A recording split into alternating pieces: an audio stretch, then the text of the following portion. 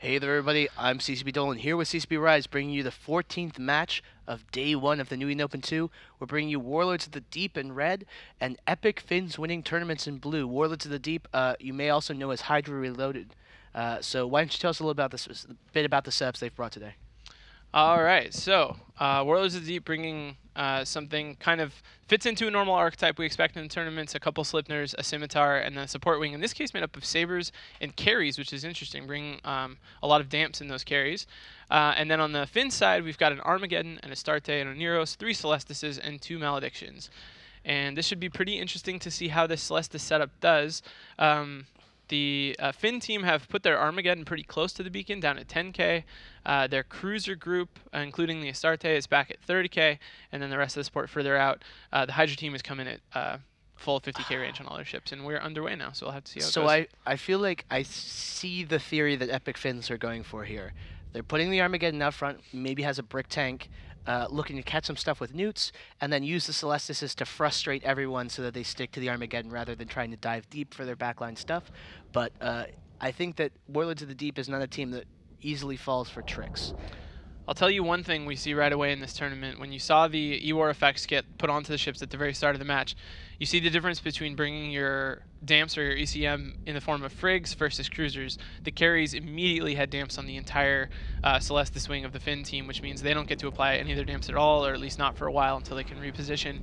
And that's just because of how fast those carries lock everything. Yep. So that's and we pretty can good see for here them. the Oneros is already caught, webbed and scrammed. He's about to get worked. And we see just damage being applied all across the Epic Fins teams and no damage being applied on Warlords of the Deep. The Oneros being pretty smart, though, I think. Dragging, you can see him there kind of flying, or can you? He's in there somewhere, trying to dragging the stuff on top of him underneath the rest of his team. So he's flown kind of right up against the Armageddon so that even under damp pressure, they're able to respond in some way. And that's why you see the Slipners actually taking some damage, But which is a pretty good move. they're trying to work the Slipners here. They're trying to apply damage to the Slipners with no damp pressure on that Scimitar. That Scimitar is going to catch every single volley on there. Yep. Like, especially with a pilot from Hydra who has years and years on that Scimitar, almost certainly. It's Dark Soul Dead on there. He's gonna catch things pretty well. And you can see here the Oneros dropping for Epic Fins, and they're gonna lose a Malediction as well pretty soon here. Yep, that Oneros down. That's obviously a huge blow to that Finn team. Malediction down now too. They are getting quite a bit of damage onto that first Slipner, actually. He's had reps on him for most of the time, but they're just bouncing reps. He has an ASB as well backing him up. Yeah. I mean, he's probably fine pulling up a ton of shields there again, but they're at least putting damage on him. I feel like that's the start of something good. Like, you have to at least get some damage in there, and we've seen teams today not even be able to get that far. Just never getting past the disruption. They're able to at least somewhat, so that's good.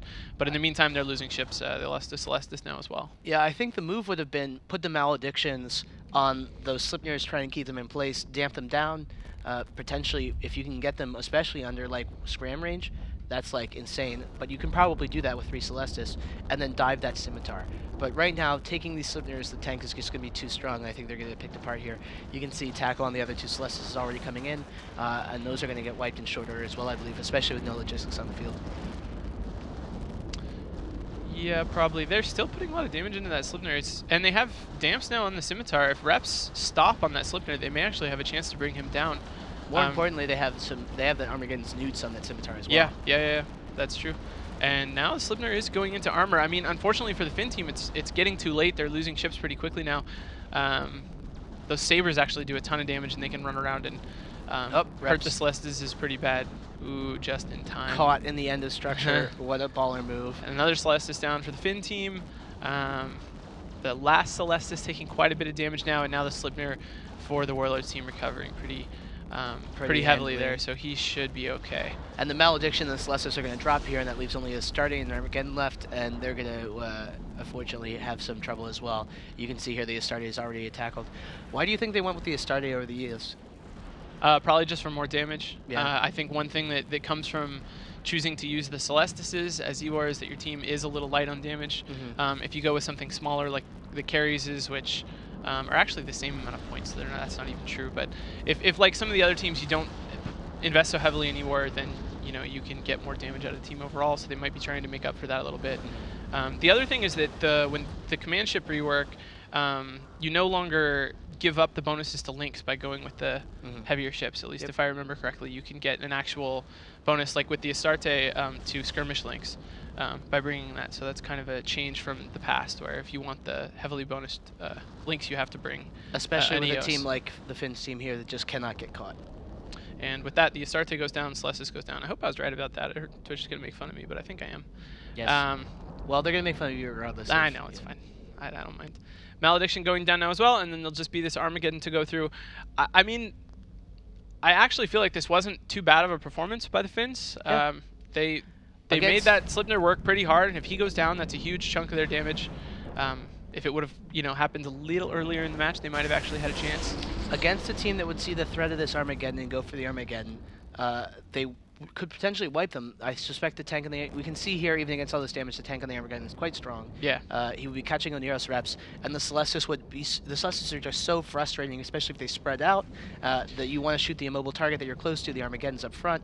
It's easy bait to take, but I don't think Warlords is the team that's going to fall for bait. That is an interesting thing I was trying to look into, and this match is going to be over in just 1 second, but I noticed the Celestises really didn't go anywhere. They were all sitting basically in this ball in the middle of the arena where all this fighting was going on, and I'm not totally sure why that is. It might have just been because they weren't able to lock anything otherwise, and they wanted to be able to lock the Slipner to do damage to it.